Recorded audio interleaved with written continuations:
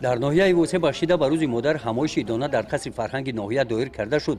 این چوره‌بینی با ابتکار مقامات اجرایی حاکمیت دولتی ناحیه راه اندازی شده. در آن مادران، زنان فعال ناحیه، نمایندگان کسب و کار گوناگون اشتراک ورزیدند. نخست در سخنرانی خود رئیس ناحیه وسه بخشیده به روز مادر زنان و مادران را تبریک نموده قید نمودند که باعث خوشحالی و فرهمندی است که در زمینه دستور سپارش‌ها و قدرشناسی‌های اساسگذار صلح و وحدت ملی پیشوای ملت پرزیدنت جمهوری تاجیکستان محترم امامعلی رحمان در هر یک مقامات عمل کننده جمهوری یکی از معاونان راهبر از جمله زنان تعیین می‌گردد. اینچنین در بیشتر کارگاه و مؤسسه‌های مملکت نسبت به فعالیت زنان و بانوان برتریت زیادی داده می شود.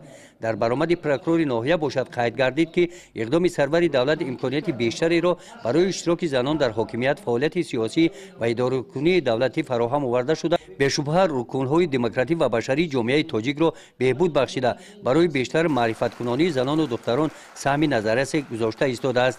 در قسمت مکافات سپاری ها بخشیده به روز مادر از نام مقامات اجرایی حاکمیت دولتی ناحیه برای سهم ارزنده گذاشتن در حیات اقتصادی و اجتماعی به یک چند نفر زنان و بانوان فعال ناحیه سپاسنامه و مکافات های مالی تقدیم کرده شدند. در قسمت فرهنگی چوره‌بینی بخشیده به روز مادر کارمندان بخش فرهنگ ناحیه برنامه جالبی کنسرتی را منظور اشتراکیان چوره‌بینی گردانیدند. در ناحیه وسه بخشیده به روز مادر در تشکیلات مؤسسه‌ها و جماعت‌های دهات چوره‌بینی‌های فرهنگی دایر گردیدند. به این مناسبت در دهات به نام میرزاعلی وایسف با پیشنهاد جماعت دهات و دستگیری صاحبکار محلی مظفر ولیف و 40 نفر زنان و بانوان دهات که در سمت کشاورزی و رشد هنرهای مردمی سهم ارزشمند دارند آنها با تحفه‌های مالی قدر کرده شدند.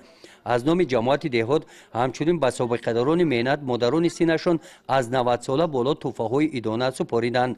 در دایره این اقدام از نام کمیته اجرایی حزب خلقی دموکراتی تاجیکستان در ناحیه وسه به سابقه‌داران مهنت از دهات توگرک با تحفه‌های مالی قدر کرده شدند.